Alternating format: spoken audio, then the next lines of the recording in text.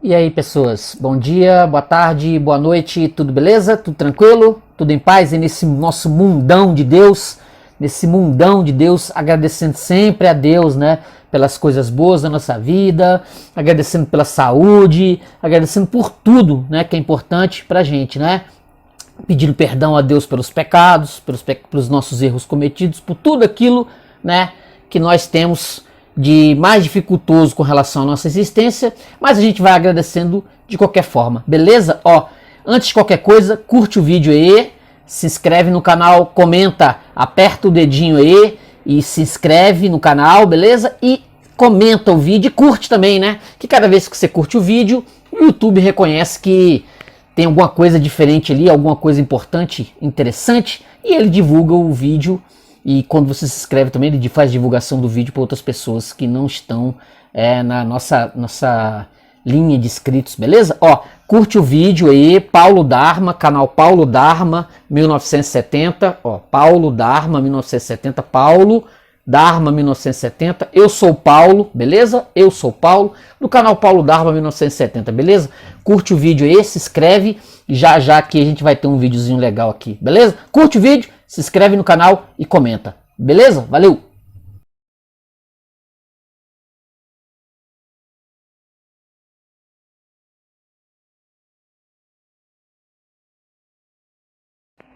E aí, galera, olha só, beleza? Tudo tranquilo aí? Legal, né?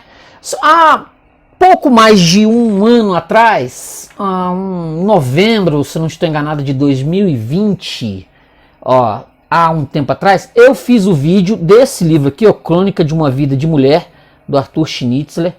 Eu tenho o vídeo aí no canal Paulo Dharma 1970, se você procurar você vai achar.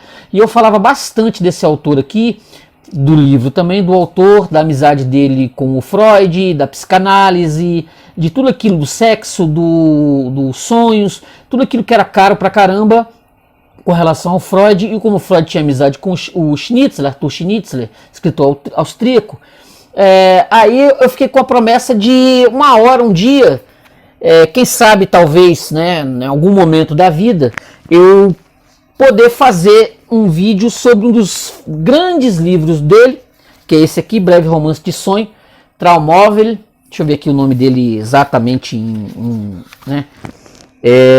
Traumnovel, ó, uma novela traumática, talvez seria, né? Em austríaco, não sei, em alemão, né? Não sei. Só sei que aqui é o Arthur Schnitzler, Breve Romance de Sonho, que foi filmado pelo nosso queridíssimo Stanley Kubrick, que eu também já fiz um monte de resenhas aqui sobre livros que ele se baseou para fazer os filmes, né?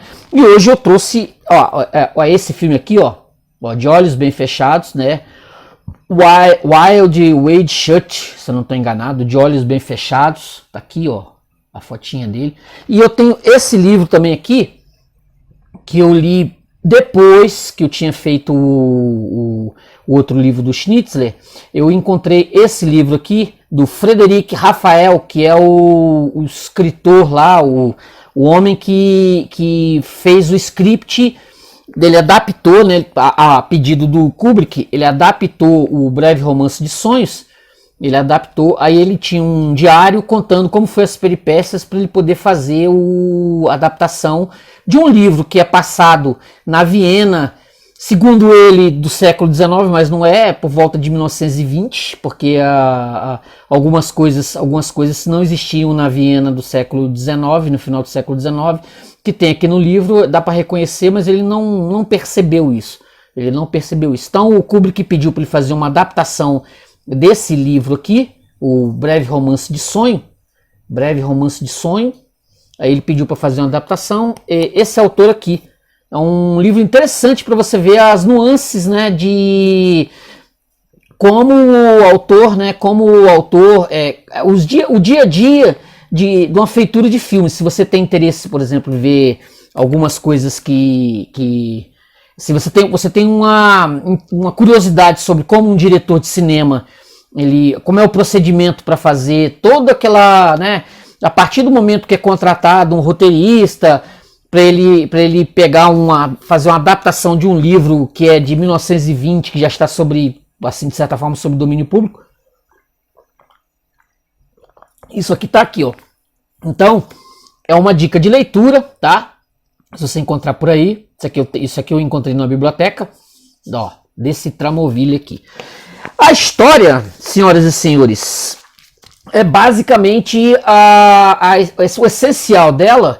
O tal do Frederic Rafael, ele fez a adaptação De Olhos Bem Fechados. Basicamente ele quase só fez a transposição do romance do começo do século XX para o final do século XX. Assim, pouca coisa. Você que aí já assistiu o filme, você que já sentou para ver o filme aí, em algum momento da sua vida, com a Nicole Kidman e o Tom Cruise, né?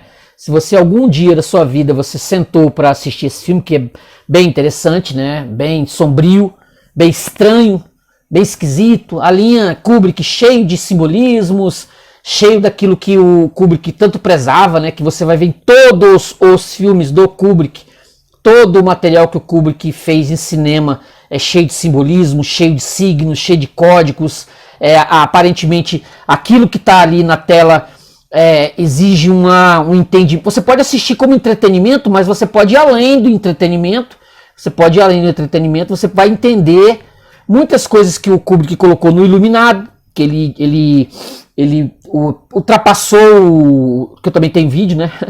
Ultrapassou o romance do Stephen King, né? Então ele resolve fazer um filme cheio de assim, recadinhos para alguém, para pessoas, para diretores, recadinhos para sei lá quem, coloca imagens, símbolos, que o livro, como eu falei em outro vídeo do Iluminado, é interessante, mas assim, ao primeiro momento, se você não tá inteirado disso, você pode achar bem chato. E uma não inteirada no romance do Arthur Schnitzler, de como o Kubrick ele gosta de trabalhar com esse tipo de simbolismos, pode também ficar um pouquinho chato. A história, basicamente, assim, para não dar um spoiler geral, né, do livro, se você não conhece o filme e se você não leu o Arthur Schnitzler, é um romance passado no início assim, lá por volta de 1920, na Viena. Eu não consegui encontrar aqui se é a Viena antes ou depois da Primeira Guerra Mundial, mas ela tá por ali. Nesse patamar. A história do médico Friedler, ele é muito apaixonado pela mulher, Fridolin, o nome dele. Muito apaixonado pela mulher. Eles tinham ido a um baile na noite anterior, eles tinham ido a um baile, e lá acontecem algumas situações que quando eles voltam para casa, eles estão, né, cheios de histórias um com o outro, aquela coisa toda, e a esposa resolve contar que a nave, já tinham tomado muita birita, né? Ela resolve contar para o marido que quando eles viajaram para Dinamarca, ela conheceu um sujeito lá, e o sujeito fez uma proposta de transar com ela. E por uma série de circunstâncias ela disse que isso não aconteceu, não rolou, entendeu? O médico, ele fica chocadaço, né? Ele fica chocado.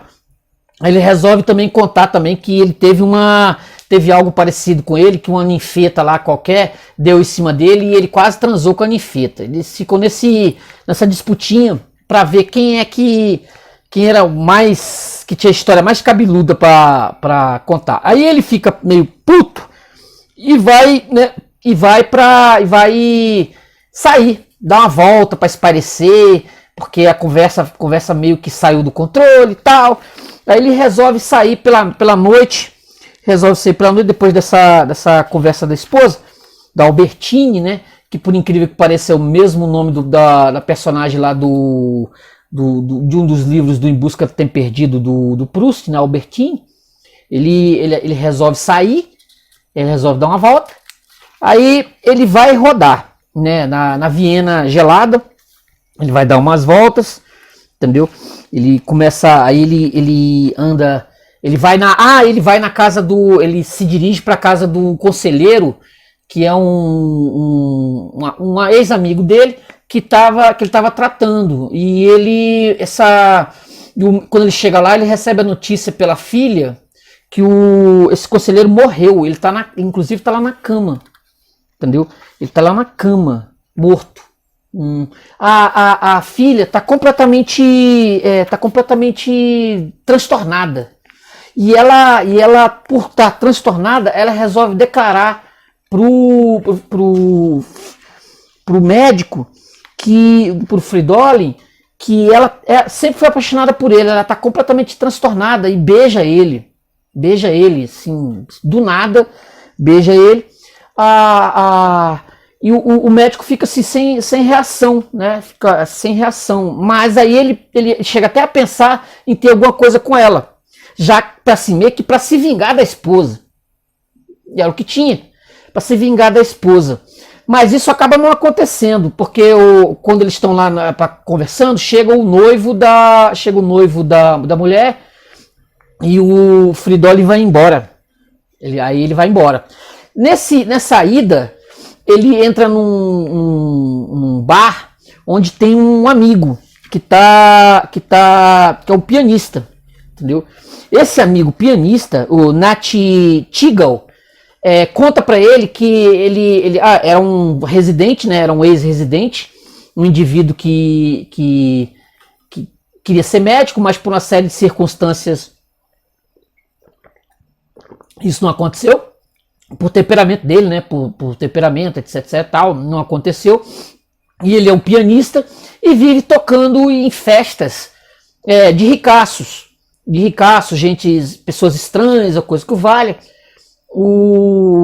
E aí ele vai dizer pro Fridolin que ele vai tocar numa festa na noite. Ele vai tocar numa festa na noite. E lá tem uns negócios bem estranhos, bem esquisitos, mas sim, valeria a pena, de repente, talvez, quem sabe, o Fridolin ir lá. O Fridolin convence ele, não, eu vou, mas aí ele fala assim, ó, você tem que levar uma roupa, você tem que levar você tem que arrumar uma fantasia. O Fridolin vai numa loja fantasia de um ex-cliente dele, entendeu? Do tal de Gibizer, e lá ele vai arrumar uma fantasia de monge. Tem um negócio interessante nessa situação. Quando ele chega nessa loja fantasia, esse Gibizer tem lá uma menina lá nessa loja que ela ela tem algum tipo de deficiência ou coisa que o valha, mas ela é muito bonita. Ela lembra a menina que deu em cima dele lá na Dinamarca. Ela é uma deficiente, uma espécie quase uma deficiente mental. O Fridolin percebe que tem uma coisa esquisita nesse negócio, né? Tem dois sujeitos perseguindo essa menina nessa loja. Tem dois sujeitos perseguindo essa menina nessa loja. Tem uma coisa de pedofilia ali, mas o próprio Fridolin, ele também, como a menina dá em cima dele, ela tá seminua, ele tem algo ali dele que também, assim, por mais que ele critique lá, vou chamar a polícia, aquela coisa toda, se você não resolver isso e tal, ele meio que se interessa também pela adolescente com deficiência, com algum tipo de transtorno, deficiência, coisa que vale. Aí ele tá com pressa, ele ameaça o cara da loja, vocês dão um jeito nisso aqui, porque isso aqui não pode continuar, não pode, uma menor aí e tal, não sei o que. Aí ele volta lá pro pianista, o pianista dá a senha pra ele, que é Dinamarca, coincidência, né? Lá do lugar, a Dinamarca, o lugar onde o Fridolin e a esposa tiveram há um tempo. Tem isso, essa coincidência. Aí ele pega uma carruagem, vai acompanhar o pianista até o local onde está acontecendo a tal festa. Eu separei aqui, olha só, de leitura, exatamente o começo desse negócio, ó. Exatamente desse ponto aqui. O portão de um jardim, olha só, aí você vai perceber a nuance e a grandiosidade do texto do Schnitzler. Olha só, separei exatamente isso aqui, ó. O portão de um jardim, o portão de um jardim encontrava-se escancarado. Diante dele, o coche fúnebre mergulhou ainda mais fundo, porque essa linguagem, a linguagem do texto, ela é toda simbólica. Eu não consigo escapar da ideia de que o Schnitzler estivesse mandando, assim como o Kubrick, ele estivesse mandando um recado para alguém, entendeu? Com esse texto aqui. Esse texto aqui não é só o que está aqui. Tem nuances além. E coincidentemente, o Schnitzler, esse texto de 26, em 31 ele morreu. Não vou dizer, da mesma forma como Kubrick, né, de Olhos Bem Fechados, fez o filme e logo depois morreu. Mas o texto ele é bem sombrio, essa parte aqui principalmente, ó. O portão de um jardim encontrava-se escancarado. Diante dele, o coche fúnebre mergulhou ainda mais fundo no despenhadeiro ou na escuridão que assim lhe parecia. Nat Teagle, que é o pianista, em todo caso já desembarcara. Fridolin saltou rapidamente do carro e instruiu o cocheiro para que guardasse seu retorno lá em cima, na curva, por quanto tempo fosse necessário. A fim de assegurar-se de que seria atendido, pagou adiantado e com generosidade, prometendo igual quantia pela viagem de volta. Os carros que o haviam seguido chegaram. Do primeiro, Fridolin viu descer uma figura encoberta de mulher. Depois avançou pelo jardim, pôs a máscara, um caminho estreito iluminado desde a casa conduzia até a porta. As duas folhas se abriram e Fridolin achava-se num estreito vestíbulo branco. Sons de harmônio aproximaram-se, dois criados vestindo librés escura, os rostos ocultos por máscara cinza, estavam postados à direita e à esquerda. Senha? Sussurraram as duas vozes. Ao que ele respondeu, Dinamarca. Um dos criados recebeu seu casaco de pele e desapareceu com ele rumo a uma sala lateral. O outro abriu a porta e Fridolin adentrou a penumbra, quase escuridão, de um alto salão de cujas paredes pendia em toda a volta seda negra. Mascarados, todos em trajes eclesiásticos, caminhavam para um lado e para o outro. 16 a 20 pessoas, monges e freiras. Soando suaves, os acordes do harmônio pareciam provido alto, música sacra italiana. Num canto do salão, via-se um pequeno grupo de 3 freiras e 2 monges. Dali alguém já se voltara de modo furtivo, umas 2 vezes em sua direção, talvez deliberadamente. Pem, pem, pem. Eu só lembro da música do filme do Kubrick. Fridolin notou que era o único com a cabeça coberta. Tirou o chapéu de peregrino e pôs-se a vagar pelo salão, tão inofensivamente quanto possível. Um monge roçou-lhe o braço e cumprimentou-o com um aceno. Por baixo da máscara, contudo, e por um segundo, um olhar penetrou fundo no seu. Um perfume agradável, estranho e quente, como dos jardins do sul, o envolvia. De novo o roçar de um braço, dessa vez o de uma freira. Como os outros também, ela enrolara um véu preto ao redor da testa, do rosto e da nuca. A boca vermelha cintilando sobre a renda preta de seda da máscara. Onde estou? Pensou Fridolin. No meio de loucos? Conspiradores? Teria vindo parar na assembleia de alguma seita religiosa? Será que haviam ordenado a Nat Teagle? Será que lhe haviam pagado para trazer consigo algum não iniciado a fim de se divertir, a fim de divertir os demais? No entanto, para uma brincadeira de mascarado, tudo aquilo parecia sério, monótono, excessivamente sinistro. Aos acordes do harmônio, juntara-se agora uma voz feminina, uma antiga área sacra italiana ecoava pelo salão. Todos ficaram em silêncio, como se ouvissem, e por alguns momentos, mesmo Fridolin deixou-se cativar por aquela melodia soando maravilhosa. De repente, uma voz de mulher sussurrou-lhe atrás dele: não se volte, não olhe para mim, ainda há tempo de partir, aqui não é seu lugar, se descobrirem vai acabar mal. Fridolin estremeceu de susto. Por um segundo cogitou de seguir o conselho. A curiosidade, porém, a atração e, sobretudo, o orgulho foram mais fortes do que qualquer ponderação.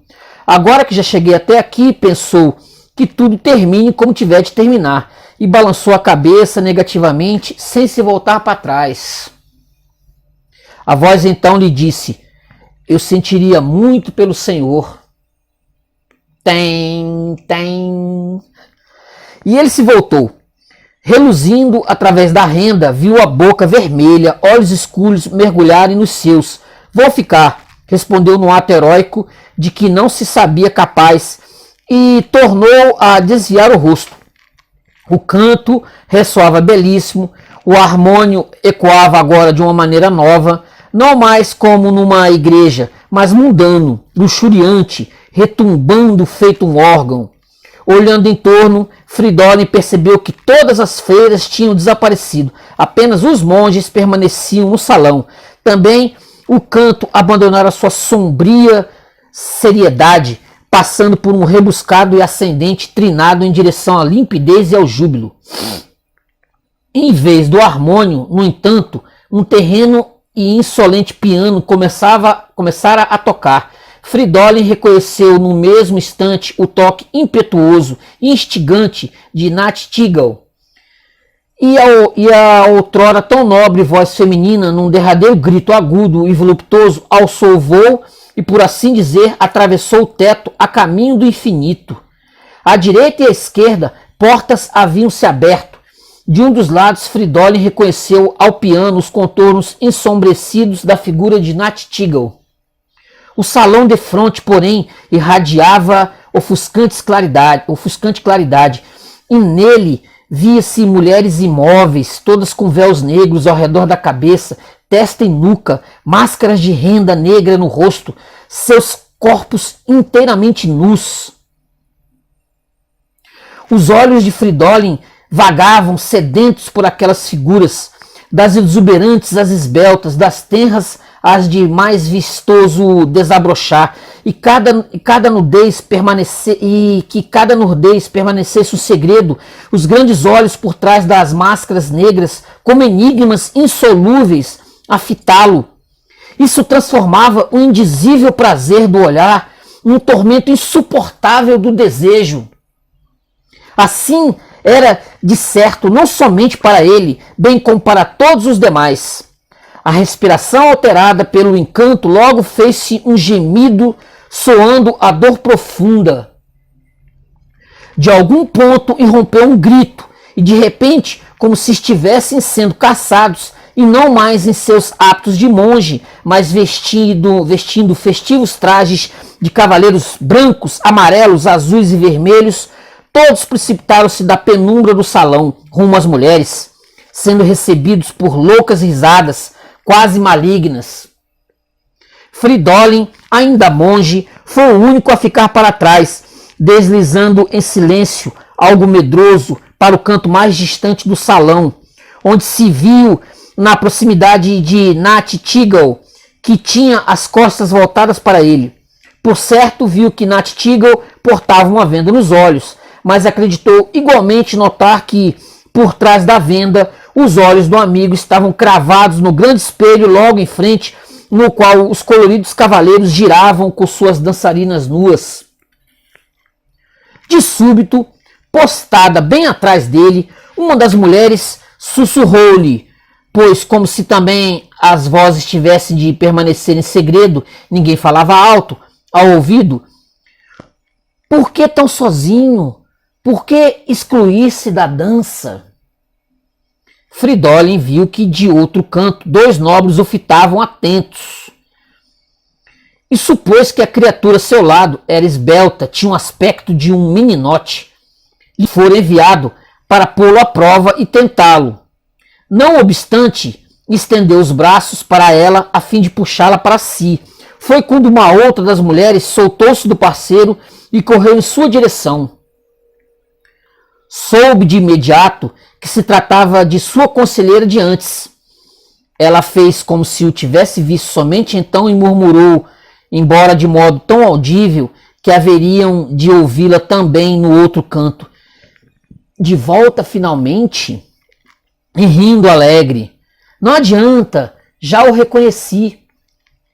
Virando-se para a outra, com aspecto de meninote, acrescentou: deixe-me levá-lo por apenas 2 minutos, depois você poderá tê-lo até amanhã cedo se quiser. E baixinho, parecendo divertida: é ele, sim, é ele. A outra espantou-se: mesmo? E retornou para o outro canto, ao encontro dos cavalheiros. Não me faça perguntas, disse então a que ficara a Fridolin, e não se assuste com nada. Eu tentei enganá-los, mas vou logo dizendo: não será possível por muito tempo. Fuja antes que seja tarde. E a qualquer momento pode vir a ser tarde demais. Cuide para que não sigam sua pista. Ninguém pode saber quem você é. Seria o fim do seu sossego, o fim da sua paz, para sempre. Vá! Vou vê-la de novo? Impossível. Então vou ficar. Um tremor atravessou o corpo nu, transmitindo-se a ele e quase turvando-lhe os sentidos. Tudo que está em jogo é a minha vida, disse ele. E para mim, nesse momento, você vale esse risco. Fridolin tomou as mãos dela, tentando puxá-la para si. De novo, ela murmurou como se estivesse em desespero: vá! Ele se pôs a rir e ouviu o próprio riso da forma como as pessoas se ouvem nos sonhos. Agora vejo onde estou. Vocês não estão aqui, vocês todas, apenas para nos enlouquecer com a visão. Você só está me pregando uma peça especial para me deixar completamente maluco. Aí ela: logo será tarde demais, vá embora. Fridolin não queria ouvi-la. Não haverá aqui aposentos ocultos por os quais possam retirar-se os pares que se encontraram? Todos os que estão aqui vão se despedir uns dos outros com um gentil beijo na mão? Não me parece que aqueles ali farão algo desse tipo. E ele apontou para os pares que, ao som frenético do piano, seguiam dançando na ultra claridade espelhada do salão ao lado. Corpos brancos e ardentes aninhados em seda azul, vermelha e amarela. Pareceu-lhe que agora ninguém tinha qualquer interesse nele e na mulher a seu lado. Estavam ambos inteiramente sozinhos na semi-escuridão do salão central. Esperança vã, sussurrou ela. Não existem aqui esses aposentos com que você sonha. Estamos no último minuto. Fuja. Venha comigo. Ela balançou a cabeça com veemência, como se estivesse desesperada. Fridolin tornou a rir e não reconheceu a própria risada. Você está me fazendo de bobo. Então, estes homens e estas mulheres vieram aqui apenas para inflamarem-se uns aos outros e depois dizer não? Quem pode proibi-la de vir comigo se você quiser? Ela respirou fundo e abaixou a cabeça. Ah, agora entendi, disse ele. É a punição que vocês determinaram para quem entra aqui sem ter sido convidado. Não poderia ter pensado em outra coisa mais terrível, pois poupe-me dela, indulte-me, condene-me a alguma outra pena, tudo menos sair daqui sem você. Você está louco? Não posso ir embora daqui com você. Tampouco com qualquer outro. E quem quer que tentasse me seguir estaria pondo a perder a própria vida e a minha. Fridolin parecia inebriado, não apenas dela, de seu corpo perfumado, sua boca vermelha e ardente, não apenas da atmosfera daquele salão, dos voluptuosos segredos que o circundavam ali. Estava ao mesmo tempo embriagado e sedento em razão dos acontecimentos daquela noite, nenhum dos quais tiveram um fecho. Embriagado e sedento de si próprio, de sua ousadia, da transformação que sentia no íntimo, e tocou com as mãos o véu ao redor da cabeça dela como se pretendesse arrancá-lo. Ela agarrou-lhe as mãos. Uma noite, alguém teve a ideia de, enquanto dançava, puxar o véu de uma de nós. Arrancaram-lhe a máscara e o chicotearam para fora daqui. E ela? Talvez você tenha lido sobre uma bela jovem, Foi há umas poucas semanas uma moça que tomou veneno na véspera do casamento. Só para adentrar aqui, que no filme do... Dá um adentro aqui. No filme do Kubrick, tem uma cena logo no início, quando o casal, Albertine e o Fridolin, estão na festa, no começo do filme.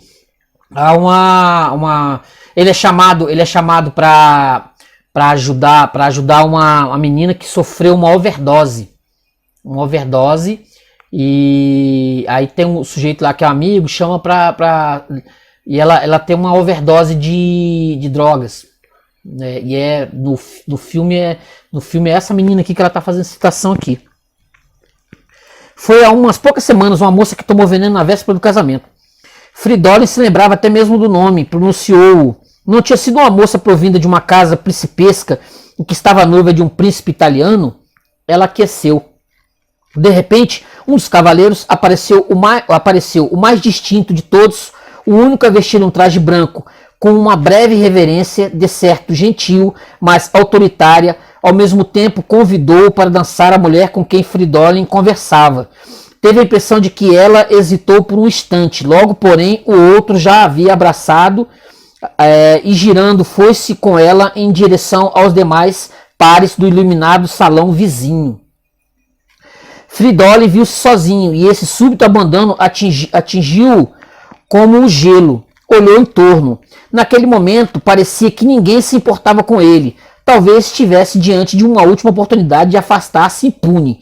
E, no entanto, o que o mantinha cativo em seu canto, onde agora podia sentir-se invisível e inobservado, se a vergonha de uma retirada em glória e algo ridícula, o torturante desejo insatisfeito feito pelo corpo maravilhoso daquela mulher, cujo perfume pairava ainda ao seu redor, ou a ponderação de que tudo o que acontecera até aquele instante constituía talvez apenas uma provação para sua coragem, e de que a magnífica dama lhe caberia como prêmio.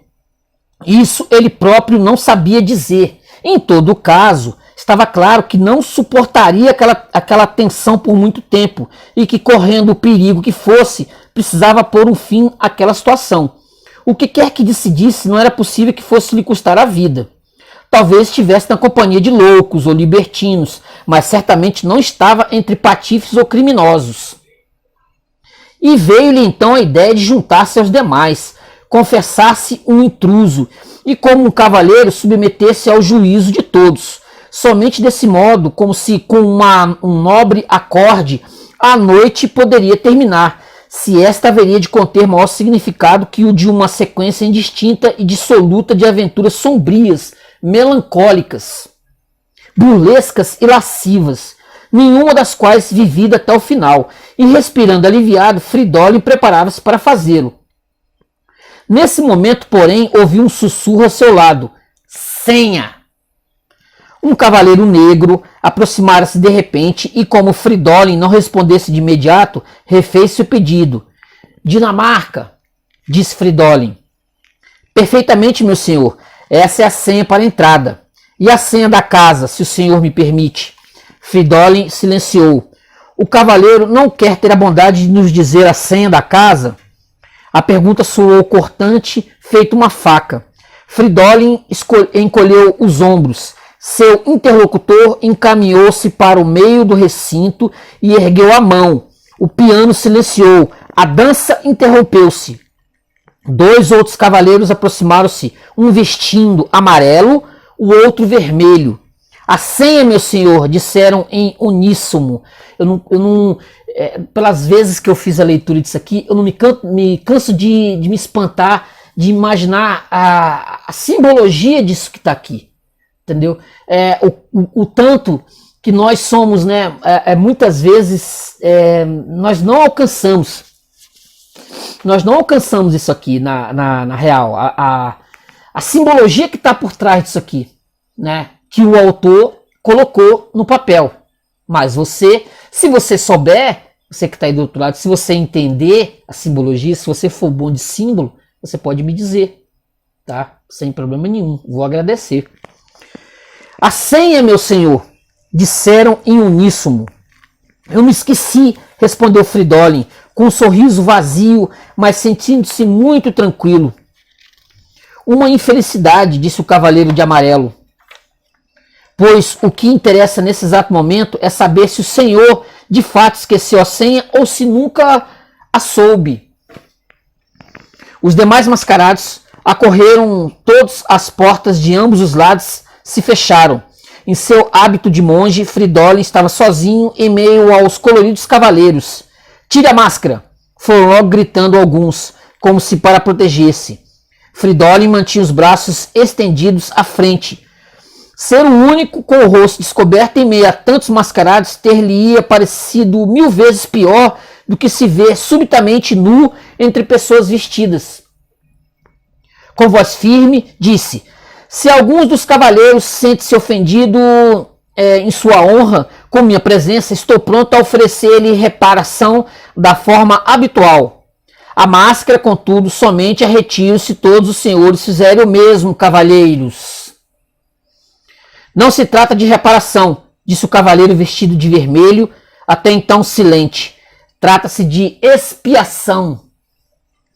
Tire a máscara, ordenou novamente um outro, com uma voz aguda e insolente que lembrou a Fridolin o tom de comando de um oficial. O que o espera, queremos dizê-lo na sua cara, e não para uma máscara. Não vou despila, respondeu Fridolin num tom ainda mais indeciso. E ai de quem ousar tocar-me.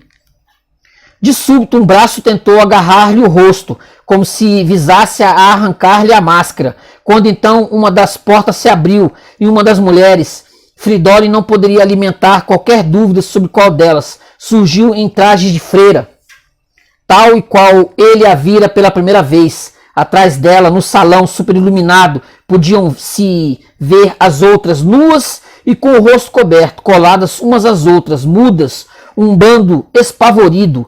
A porta, no entanto, fechou-se de novo. Solte-no, disse a freira. Estou pronta a resgatá-lo. Um breve e profundo silêncio se fez, como se algo monstruoso houvesse acontecido. Então o cavaleiro negro, o primeiro a exigir a senha de Fridolin, voltou-se para a freira dizendo: você bem sabe o que está assumindo. Sim, eu sei. Uma espécie de profundo suspiro atravessou o salão. O senhor está livre, disse o cavaleiro a Fridolin. Saia dessa casa sem demora. E Deus o livre de seguir investigando os segredos em cuja antessala o senhor se meteu. Se tentar pôr quem quer que seja em nosso encalço, tenha sucesso ou não tenha, o senhor estará perdido. Fridolin permaneceu imóvel. Que tipo de resgate esta senhora terá de pagar por mim? Perguntou. Não obteve resposta. Braços apontaram para a porta, indicando que ele deveria afastar-se sem demora. Fridolin balançou a cabeça em negativa. Senhores, façam comigo o que bem entenderem, mas não posso suportar que outro ser humano tenha de pagar por mim. O senhor não estaria mudando coisa alguma no destino dessa mulher, disse o cavaleiro negro, agora num tom bastante suave. Aqui, uma promessa jamais pode ser retirada. A freira assentiu lentamente com a cabeça, como em confirmação. Vá, disse a Fridolin. Não, retrucou ele, elevando o tom. A vida não tem mais valor para mim se tiver de partir sem você. De onde você vem, quem é, não quero saber. O que importa aos senhores desconhecidos cavaleiros se vão ou não levar até ao fim essa comédia carnavalesca, ainda que ela se pretenda séria em seu desfecho. Sejam os senhores quem forem, de certo levam uma outra vida que não esta. Eu, porém, não estou representando comédia alguma, nem mesmo aqui, e se me vi obrigado a fazê-lo até agora, para mim chega. Sinto que me embrenhei num destino que nada mais tem a ver com essa mascarada, e quero declarar aos senhores o meu nome, arrancar minha máscara, assumindo as consequências por isso. Deus o livre, exclamou a freira. Você estaria se arruinando e não me salvará. Vá embora. E dirigindo-se aos demais. Aqui estou. Vocês me têm. todos vocês. O hábito escuro desprendeu-se como se por mágica, e ali estava ela, em todo o esplendor de seu corpo branco. Tomou o véu que envolvia testa, cabeça e nuca, e com um maravilhoso movimento circular, desenrolou-o. O véu deslizou para o chão, cabelos negros mergulharam sobre os ombros, seios e costas, mas antes que Fridolin pudesse apreender a imagem daquele semblante, braços inelutáveis o haviam agarrado, arrastado e compelido até a porta. No instante seguinte, achava-se no vestíbulo, a porta às suas costas se fechou, um serviçal mascarado trouxe-lhe o casaco de pele, ajudou-o a vesti-lo e a porta da frente se abriu, como se o levasse uma força invisível. Fridolin seguiu apressado, estava na rua. A luz atrás de si apagou-se. Ele olhou em torno e viu a casa erguendo-se silente, com as janelas fechadas, pelas quais não passava um único raio de luz. Acima de tudo, tenho de guardar cada detalhe com exatidão, pensou. Preciso reencontrar essa casa. O restante acontecerá por si. Só. A noite o envolvia. Algo distante, lá onde o carro deveria estar, aguardando por ele, brilhava opaca a luz avermelhada de um lampião. Das profundezas da rua surgiu o coche fúnebre, como se Fridolin o houvesse chamado. Um criado abriu a porta. Já tem um coche, disse Fridolin. O serviçal balançou a cabeça. Se ele já tiver partido, volto para a cidade a pé. O criado respondeu com um gesto de mão tão pouco servil que excluía qualquer negativa. A cartola do cocheiro erguia-se ridiculamente alta na noite. O vento soprava forte, nuvens violeta atravessavam o céu. Considerando-se o que se passara até aquele momento, Fridolin não tinha como acreditar que lhe restasse outra alternativa a não ser subir no coche, o qual, de resto, tendo-o como passageiro, não tardou em pôr-se em movimento. Estava decidido a, tão logo quanto possível e assumindo todos os riscos, esclarecer por completo aquela aventura. Sua existência, assim, lhe parecia, não tinha mais o menor sentido se ele não conseguisse reencontrar a incompreensível mulher que, naquele mesmo instante, estava pagando o preço por sua salvação. Que preço? Não era nada difícil adivinhar. Mas que motivo tinha ela para sacrificar-se por ele? Sacrificar-se? Era ela, afinal, uma mulher para quem aquilo que a aguardava, aquilo que naquele momento era obrigada a suportar, significava um sacrifício? Se tomava parte numa reunião daquele gênero, e de certo não fazia hoje pela primeira vez, pois mostrara conhecer bem as regras, que importância podia ter para ela submeter-se à vontade de um daqueles cavaleiros, ou de todos? Ou era possível que fosse outra coisa que não uma prostituta? Podiam aquelas mulheres ser outra coisa? Eram prostitutas sem dúvida, mesmo que cada uma delas tivessem também uma outra vida, uma vida burguesa, por assim dizer, paralelamente àquela que nada mais era do que uma vida de prostituta.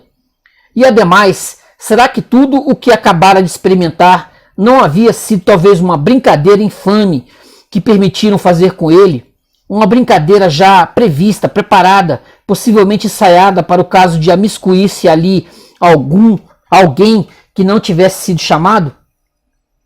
E, no entanto, quando se punha a pensar naquela mulher que o advertira desde o princípio, que estava disposta a pagar por ele, em sua voz, em sua postura, na nobreza régia de seu corpo descoberto, existia algo que não poderia ser mentira. Ou teria, quem sabe, apenas o súbito aparecimento dele, Fridolin, operado o milagre de transformá-la. Depois de tudo o que vira naquela noite, e não havia nele consciência de qualquer gabolice nesse seu pensamento, não julgava sequer um milagre como esse impossível. Haveria talvez momentos, noites, pensou, em que um tal encanto estranho e irresistível pudesse partir de homens que, em circunstâncias normais, não têm qualquer poder especial sobre o sexo oposto? Tem. Depois disso aqui, depois dessa situação aqui, ele ainda volta. Ele vai deixar a fantasia lá no local lá do judeu.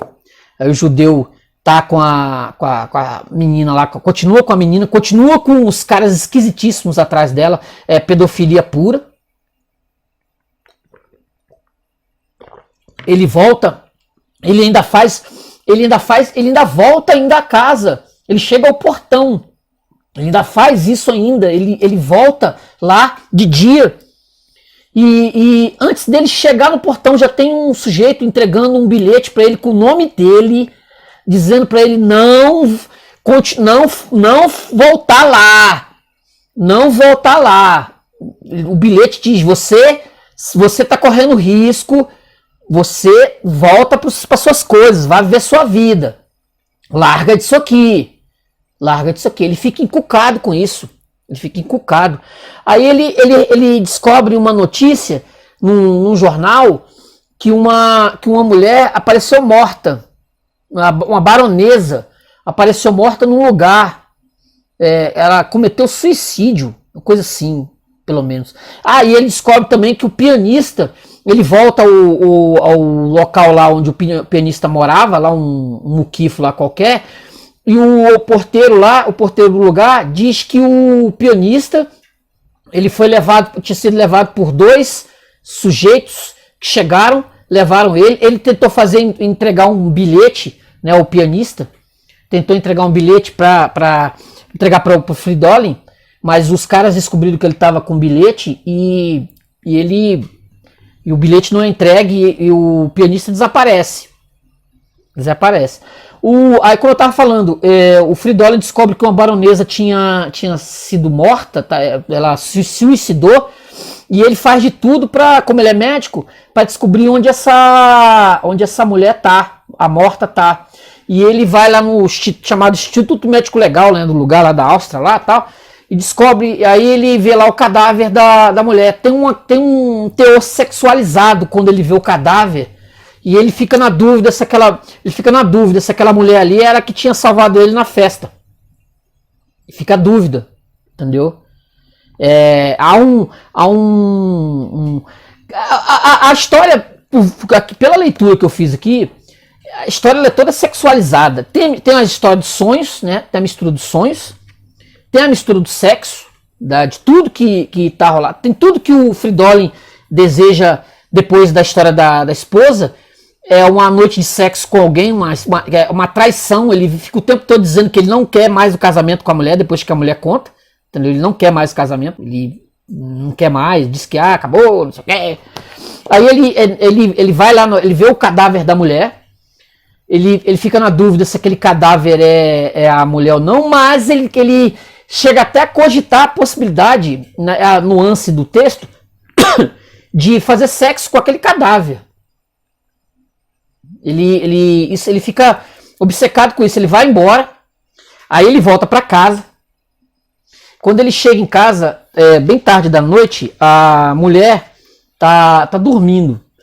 E quando ele chega do lado da cama, ele encontra a máscara lá do baile, da festa, do baile de máscaras.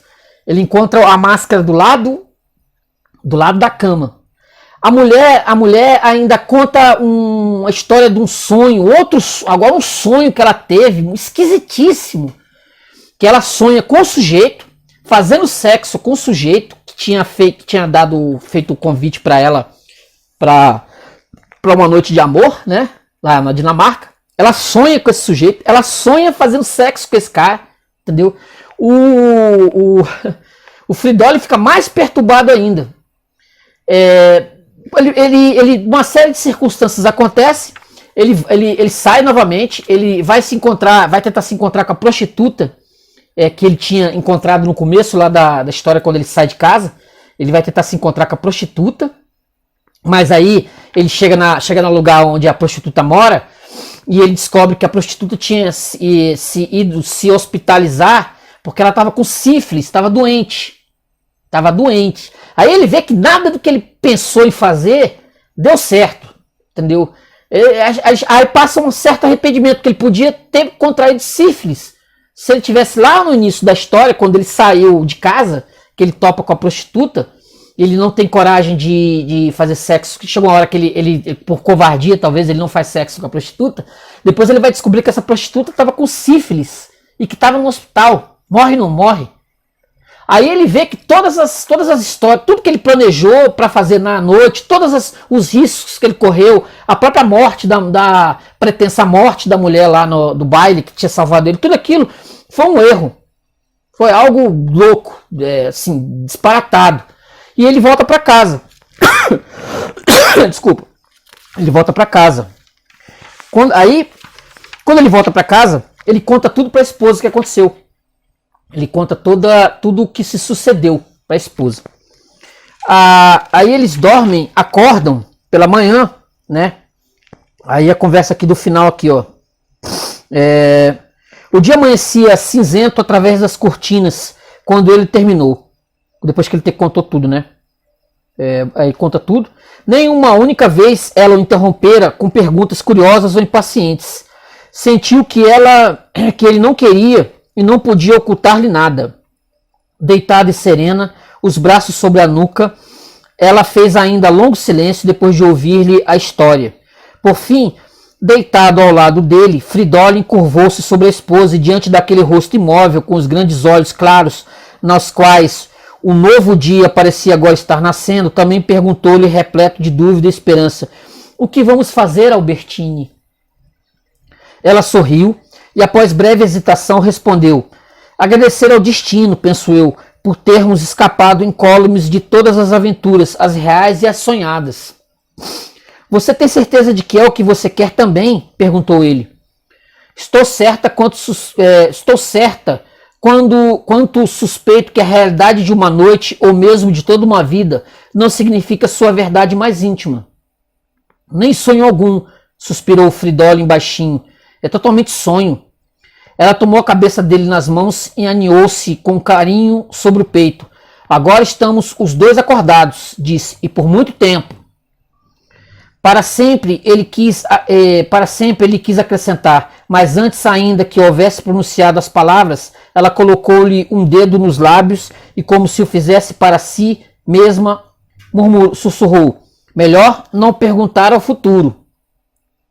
E assim permaneceram ambos deitados, talvez cochilando um pouco, juntos um do outro e sem sonhar, até que, como em todas as manhãs, bateram na porta às 7 horas e com os ruídos habituais provindos da rua, um vitorioso raio de luz atravessando a fenda na cortina e uma aguda risada de criança no quarto ao lado, principiou o novo dia. É o que eu falei, um livro estranhíssimo, das várias vezes que eu tive acesso a esse material, sempre me ficou essa estranheza, esse tipo de estranheza, né, do romance, como eu falei lá atrás. O que o Schnitzler, na real, queria dizer com isso aqui? E o porquê que o Kubrick passou uma boa parte da vida dele interessado em filmar isso aqui. E depois que terminou de filmar, ele logo veio a falecer, né? Fica aí a pergunta. Se você se interessar, tem o filme, tem o livro, tem esse livro aqui sobre a feitura do De Olhos Bem Fechados, que vale a pena pra caramba, beleza, gente? Curte o vídeo, se inscreve no canal e comenta. Eu sou o Paulo, do canal Paulo Dharma, beleza? Curte o vídeo, se inscreve no canal e comenta, beleza? Tchau, até a próxima!